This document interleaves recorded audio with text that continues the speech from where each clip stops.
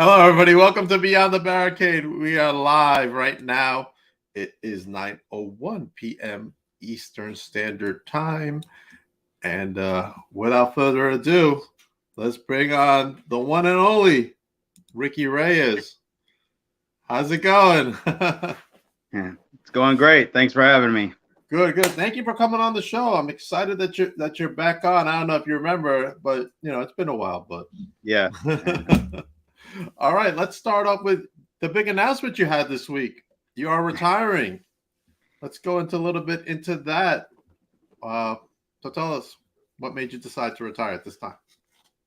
I mean, I had been, thinking about it for a little while now.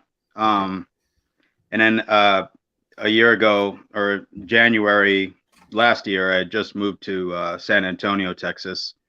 Okay.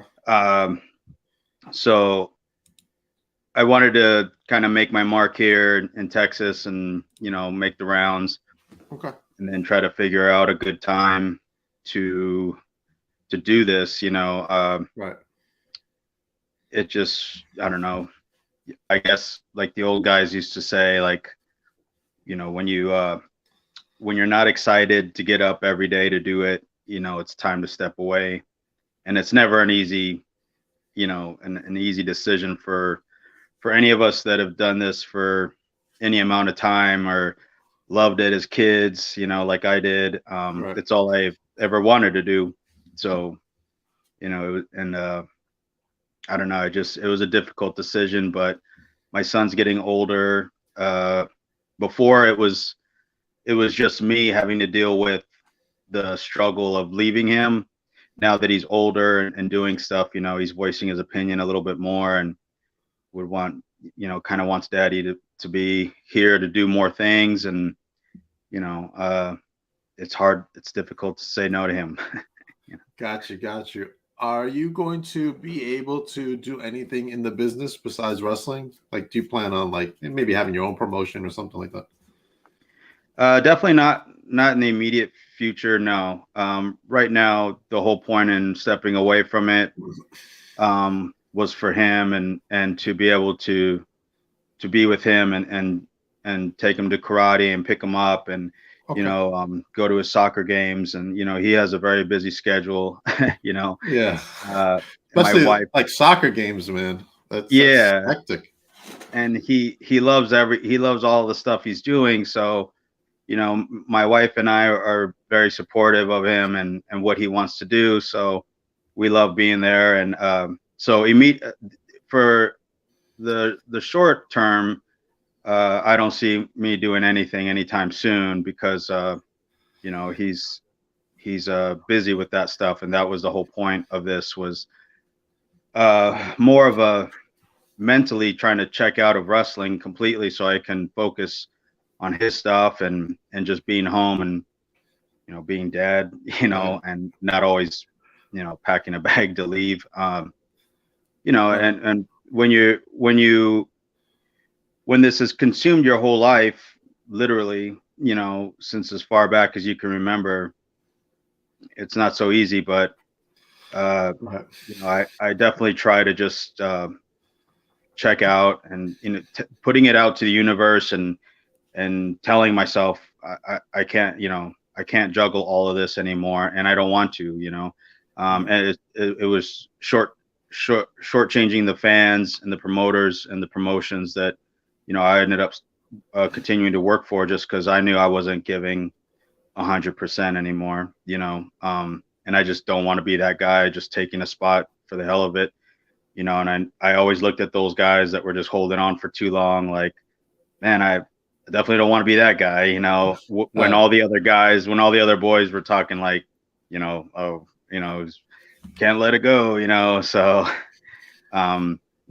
obviously they didn't tell me that to my face, but, if they were thinking it, I don't want them to. And, that was another big factor in this is, physically, I just, in my brain, I'm still there with wrestling, right, my heart and everything, but I just was pretty much physically checked out as well. Gotcha. Well, I mean, you know what? Family comes first. So that's what it comes down to in the end. So I Definitely. want to spend time with your kids is very important. I got 2 kids of my own. Yeah. So you get it. I get it. Yeah. Well, my son. Scheduling is difficult. Yeah. Well, my son wants to go into and be a wrestler himself. So Oh, he's 20 years old now. So oh, nice. he's looking to go into cap within the next 8 months. Cool. So yeah, he's excited. So Go for it. I know. I tell him go for it, man. That's what he wants to. Yeah. That's all he's talking about when he was 13, and he remembers coming to VPW and watching you in the ring. So. Oh no. You mean conflux? Oh God. Conflicts. That's Oh right. no. We'll talk about that in a moment. Let's talk about I'm the sorry. anniversary show coming up. 17 years of VPW. Jesus. What does VPW mean to you? Oh Start with that. man. Yeah.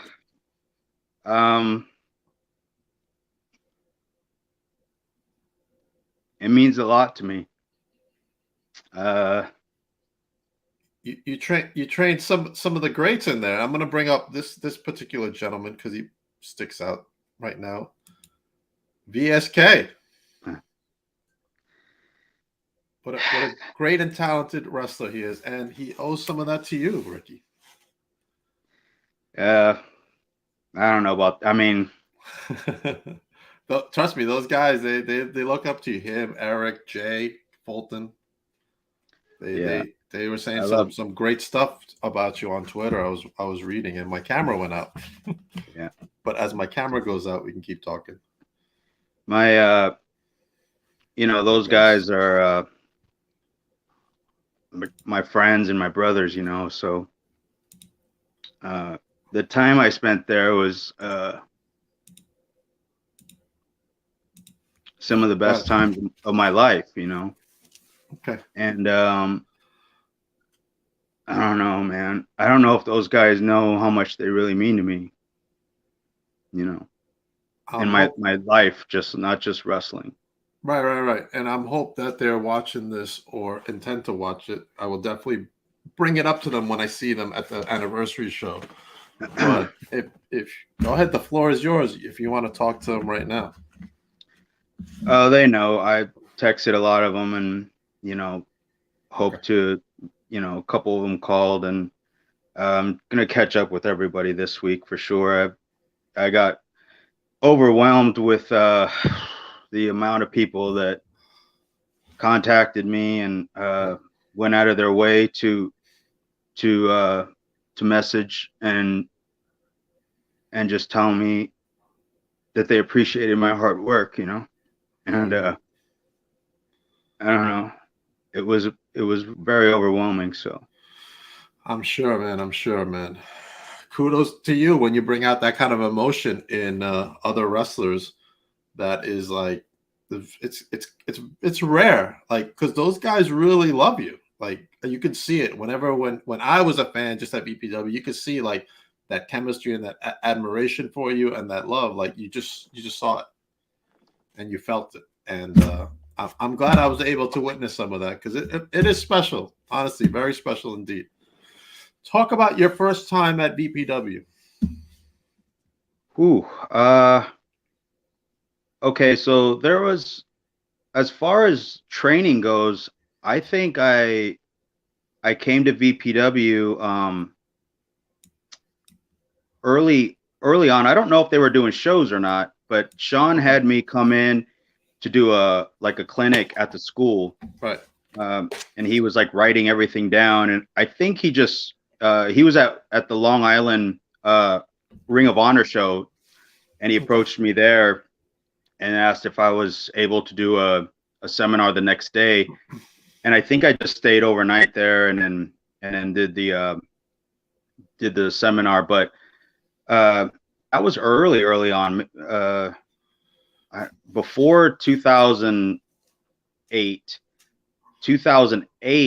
or 9. No, it had to be 8. 2008, I think, is when I wrestled VSK the first time. And Sean wanted me to do like 15-minute draw with him.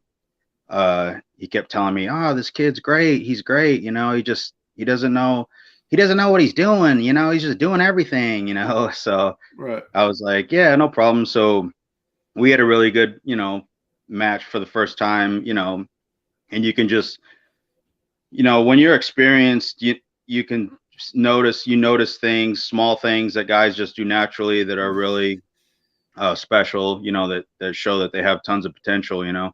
And that was Vinny, was just a big bag of potential, you know, look and, you know, the moves, and he was energetic, and, you know, everything that you would want, you know, he was that.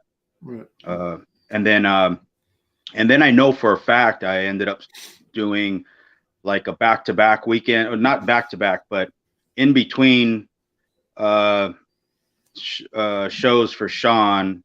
I think I went to Japan because I know I wrestled maybe Deer Park. The next day I left for Japan. I was there for two weeks. I came back, and I think we were in Center Reach after, you know, 2 or 3 weeks after that.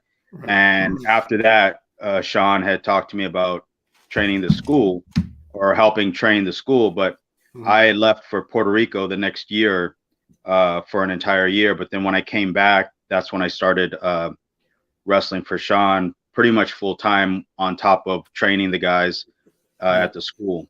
So maybe 2010, I think I started actually training with them and stuff that year. Okay. Now the VFW hall, you know, they close it down. It's now a church. Oh wow, no I don't. kidding. I don't know if you. Yeah. So VPW, since they closed in the pandemic, and all, because that happened during the pandemic, just when there was no Oh, wrestling. So now they're at that Bayshore right now, the pro athletics arena there, and then they go back and forth between that and the sports arena over in St. James. oh, okay. But tell me about the beginnings of Conflux. Um, Sean had this guy, I can't remember his name. He was booking the shows, Okay. and I believe he lived far away.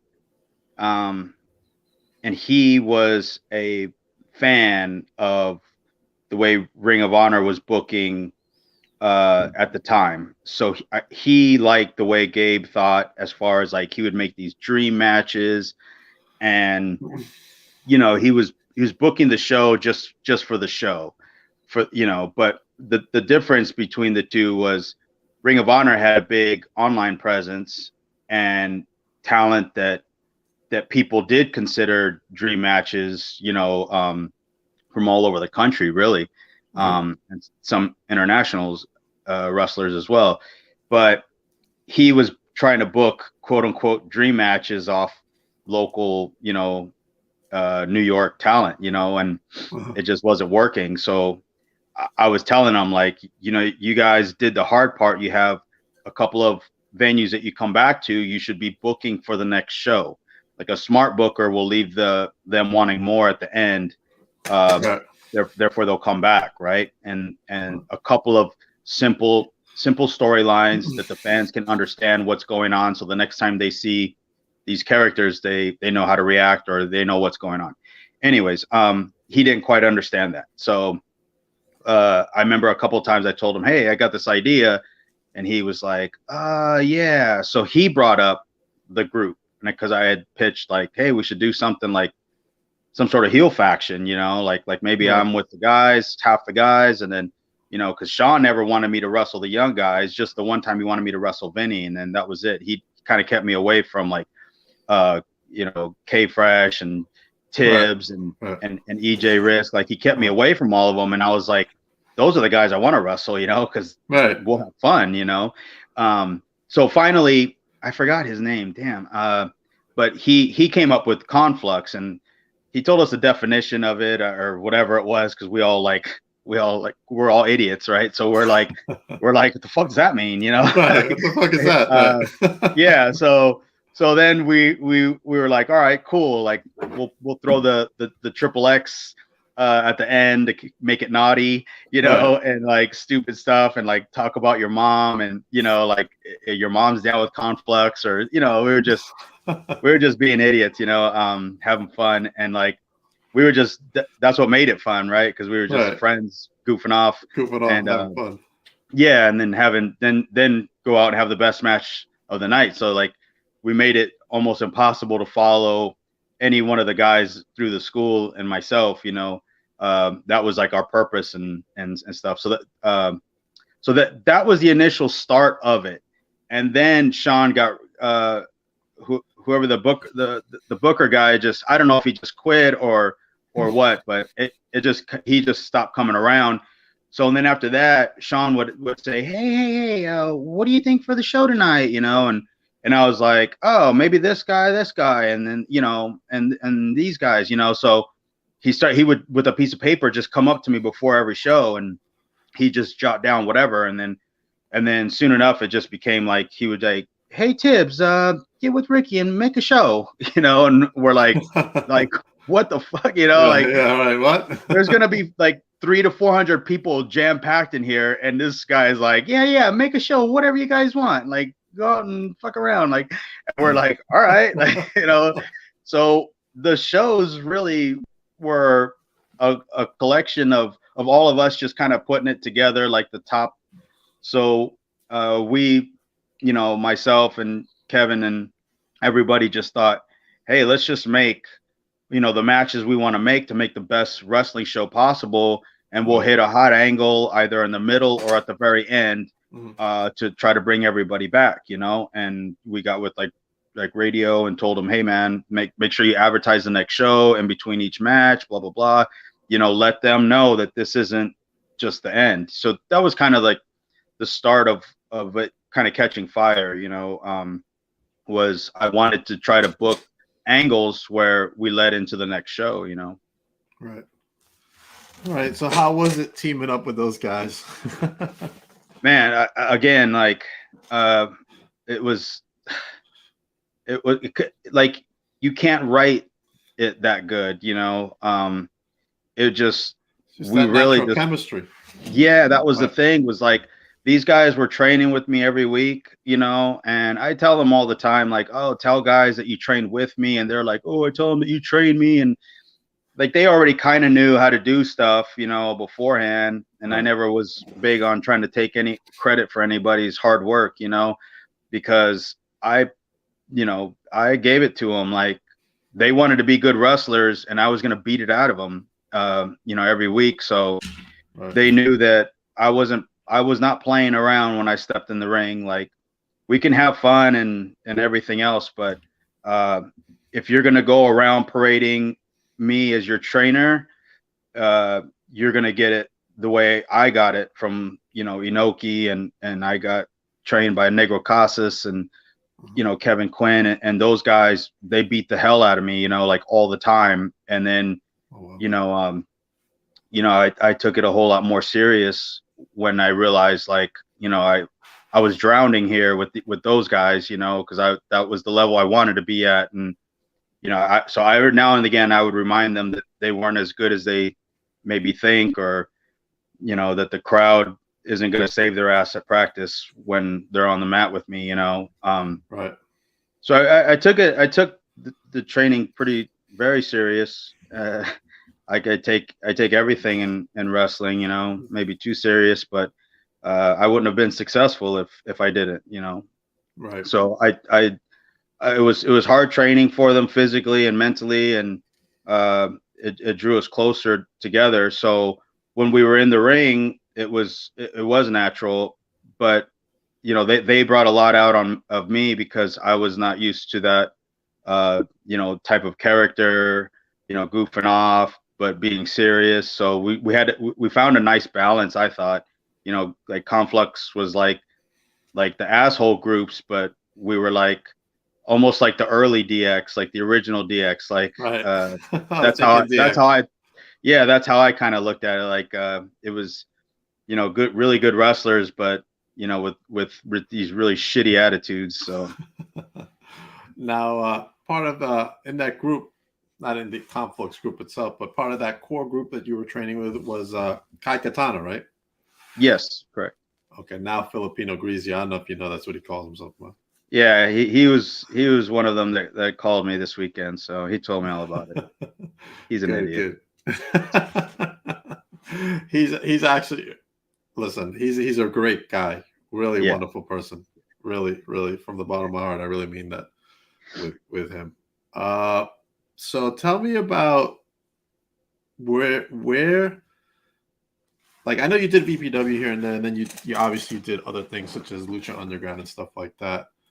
Where did you see yourself when you were at VPW in that stage of your life with these core group of guys who they all look up to you? And like, how did you feel as far as their development was coming with you as their trainer? Well, that was, a long, painful process because For them.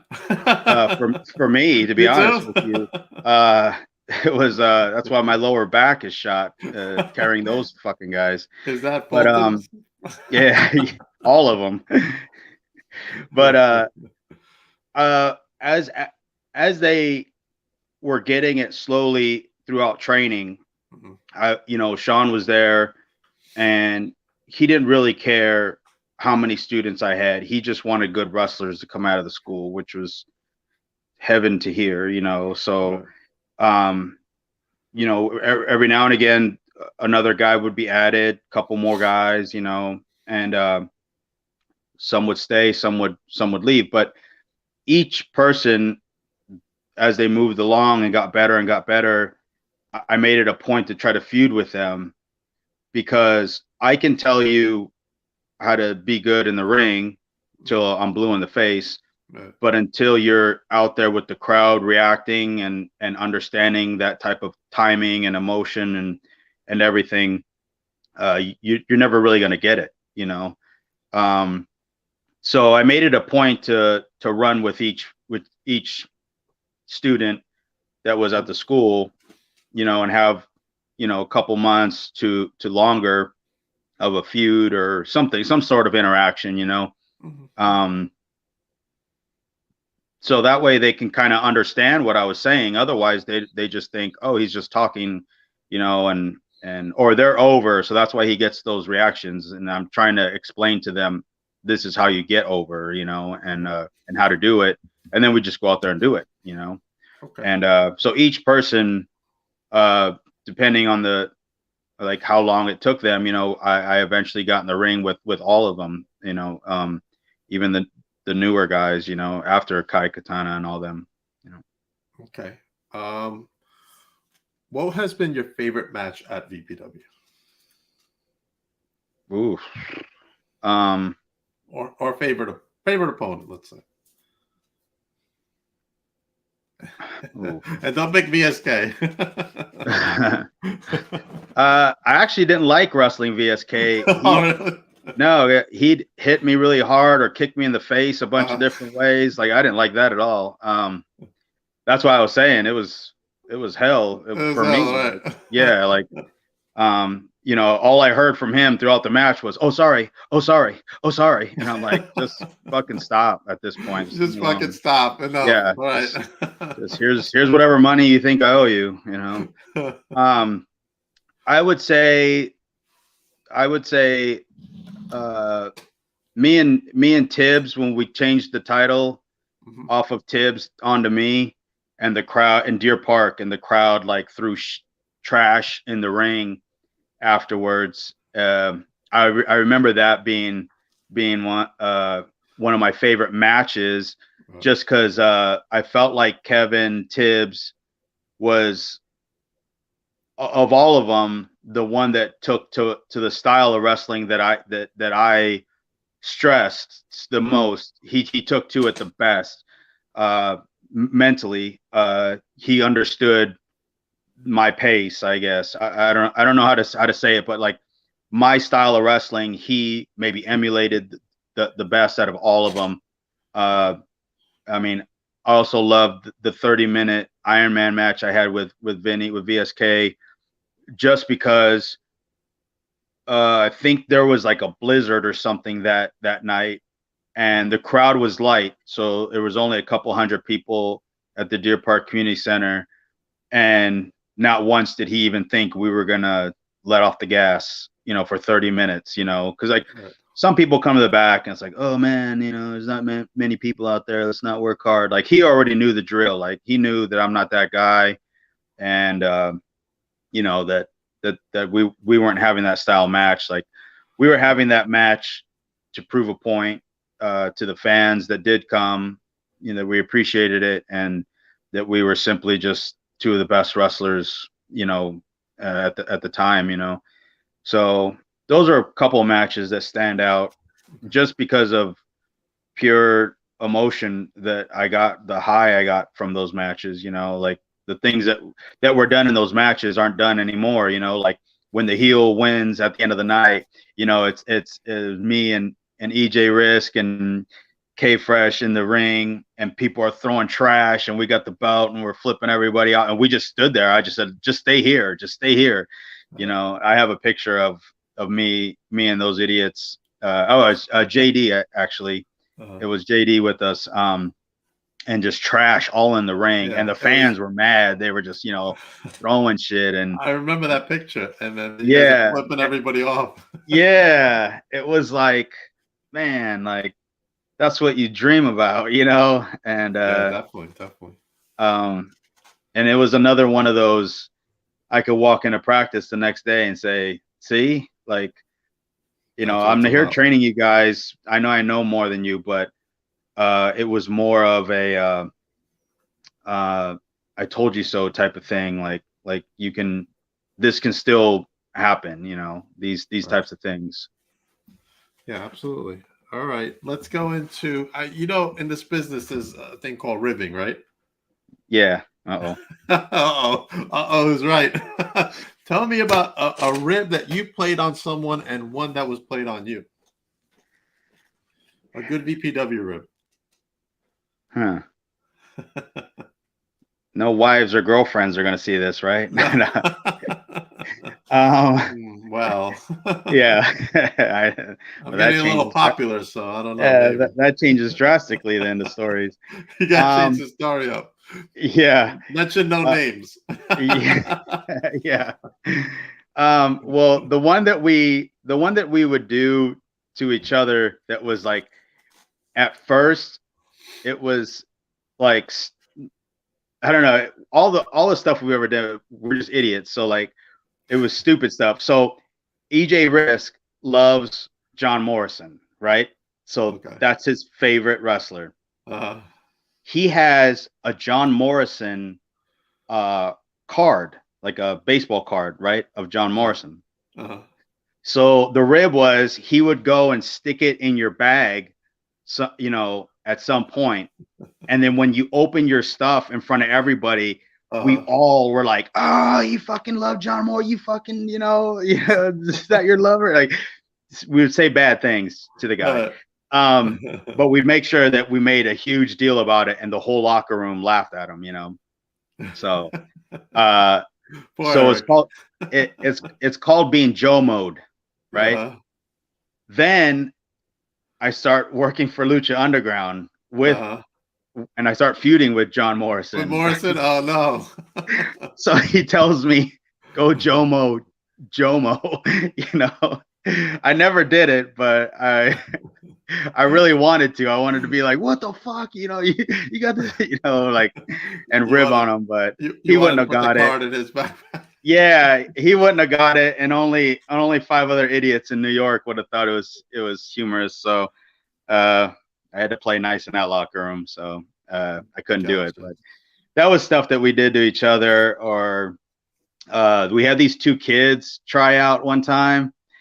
I don't know where they came from, but they, everyone has a place, if they love this, right? I always thought these kids, they came in, younger guys, whatever, and they wanted to be wrestlers. So we would do those birthday party shows, if someone wanted to. So that was before training usually. So Sean would book it, so that way the ring was already set up for training. So sometimes I would wrestle on them. If I was in town, I would just a filler. have a little match, even with a newer guy that maybe wasn't ready yet, but just so they can understand what we're doing out there. And it was like a small crowds, you know, like 20 people, whatever. So we had these kids start training. So they set up the ring, and then we told them, go wait underneath the ring, and you guys are going to come out when we tell you this line or something. So they ran under the ring. We did the entire show, like 4 matches. The people were having like the birthday party thing, and we were up on the stage, and then we'd close off the stage and we would just be up there and get ready for training. Well, we left the kids under there for like hours before we were like training, and we started doing practice, and then all of a sudden one of them pops his head up, was like, can we come out now? And we like at one point forgot that they were underneath the ring, you know. Right. So it's just stupid stuff like that, or stupid things, yeah. or Eric would be naked and he'd be running around the locker room with a towel wrapped around him, and he would just like attack you, right? So he would just like jump on us, or he jumped on this big guy one time we had, and he fell off his chair, and oh no, Eric's ass is like, and it's just like, I know it sounds ridiculous, right? But it does. this was every week with these idiots, you know, and it was like normal, you know. Right. Sounds like you guys had a lot of fun back then. Yeah, we'd have conversations, and then Eric would ask, go flying, running by, and we'd watch, and then you didn't even break up the conversation. It's just like, oh, and then by the way, you know. I think that was normal. He mooned some people on my show a couple of times. I think he mooned you when I had you on. I was gonna say, yeah. That sounds about, yes. I remember that. Yeah. But that's what I'm saying. Like, I guess that was a nod to the jokes behind right backstage. And like, I didn't know. I had no clue. I'm like, yeah, of course you didn't. But if he didn't do that, I'd be like, what's wrong? That's right. Are you okay? So 17 years of VPW out here in Long Island. What are your thoughts about them lasting so far 17 years, and it's still going strong? Now, you know, John Radio owns it now. Yeah. I came in once for radio. I think I did a match for him before I moved to Texas. Right. Yeah, it's amazing. It was funny because it's a long time. It was funny to us the way we would have these awesome shows that nobody would talk about unless you were there inside the building. You know, like we never had any kind of like internet hype or buzz. You know, VPW was like maybe looked at as a place like guys like me don't work, you know, or whatever. So it took a long time for us to start getting rid of that stench on VPW, you know, and we just did it one show at a time. But it was comical almost how unorganized the event was every month, every week, you know. Like Sean had no clue who was going to be there, who was wrestling. Like he literally would just be like, yeah, just do whatever you want, you know. Right. Yeah, I heard that. You can wrestle whoever. Like he just didn't care. He did his job as a promoter and did a lot of promoting, which was amazing, to get people to come, and it was our job to keep them happy and to make them come back. So it really was the perfect combination of people. He loved promoting and getting the awareness out there. Like he made the flyers and he went around and passed them around and had like a whole little team with them, and they did that all the time. And we loved putting good matches on and pairing everybody up and having our couple hot angles, and just loved wrestling. So it worked out for a long time, you know. And then when he sold everything, he was just kind of done, tired, you know. Right. I'm sure it wasn't easy dealing with all of our dumbasses all the time. So he just, you know, he just checked out, and then Right. it, And never came back. yeah, he never came back, and Right. it's nice to see that he's off and he's happy doing whatever he's doing, Right.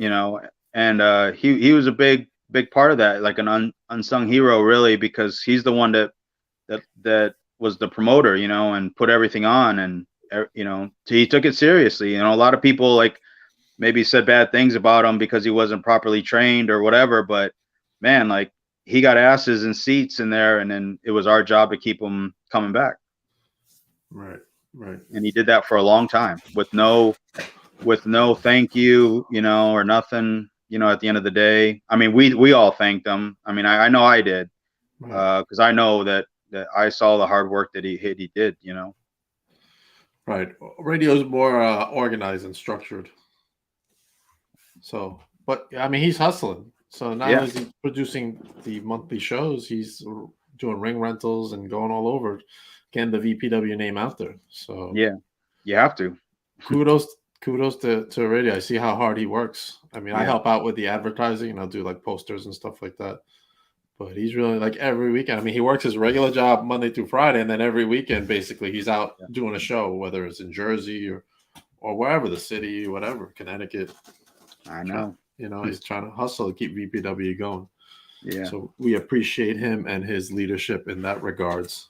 Yeah. So what do you think, man? We think we're gonna go to 20? I hope so. I hope so, because I know Fresh is still there helping book. He's the commissioner. Oh, is he? Oh, He is. He's the commissioner. Of course he is. He's got a helper. You might remember as Razzle Dazzle. Yes, I know. He's his helper. I know, Dazzle. I'm sure he is. And so Eric's the champion. Who? Eric. He's the champion. Oh, all right. Well, how can we not go to 20 or 30 for that matter? We should be just fine then. That's right. It should be A-okay. And JD, as you know him, just came back. Fuck JD. You know what? Listen, that fucking guy. Let me hear this. So he took a break at some point. I can't remember why, or I think Vinny broke his jaw. That's what it was. Vinny broke his jaw. He's sitting in the back. It's all off to the left, and he's like, I think something's wrong, and we're like, yeah, you might want to go to the hospital on that one. And Vinny's like, I said I'm sorry, and I'm like, yeah, those sorries, asshole, don't fix broken bones. But anyways, he takes time off, and then I don't know, he got busy doing stuff or whatever life, so he comes back to training, not to train, he just shows up. And we're joking, and we're like, you're probably just as good, if not better, than when you left, when you were wrestling, all the time and having these matches, right? And he's like, yeah, maybe, I don't know. And then I think it was Eric was like, I bet you can do a fucking shooting star press just standing there, right? And he was like, I don't know, I haven't done one in years. So he fucking does it perfectly, like Amazing Red style, like just running, jumped up, shooting star press, pops up, and he goes, yeah. Hops out of the ring and leaves, and we're like, the fuck you, bitch. Like, what the, like, who does that, And then he comes back and has like the best match of the night, like the next week or whatever. It was just, he'll just come and go and just be awesome all the time. Yeah, I said it first. His rib on wrestling is that he'll never wrestle anywhere else except VPW. He's like, yeah, just to piss all of us off. Like, that's what it is. Like, he knows how good he is, and he's like, yeah, I'm not going anywhere. I'm just gonna be right here. Right here, that's right. He had quite a match with Eric in November, man. Of course he did. Of course he did. And I bet he beat the shit out of Eric too. They beat the shit out of each other, man. I'm sure. Yeah. People want a rematch. It was so good. It really was. I'm sure it was. And then they're like, Fulton comes up to me, he's like, did you record that match? This was like 2 months ago, like February now. Did you record the match from November? I'm like, no, I didn't record. Why would I go record the match? Like, and I'm doing my podcast thing. He's like, yeah, we seem to have lost the footage. No, he's really upset. Of course he ruined something. What a match they had, and to have Eric as champion again, it was Yeah, wild. It's been wild.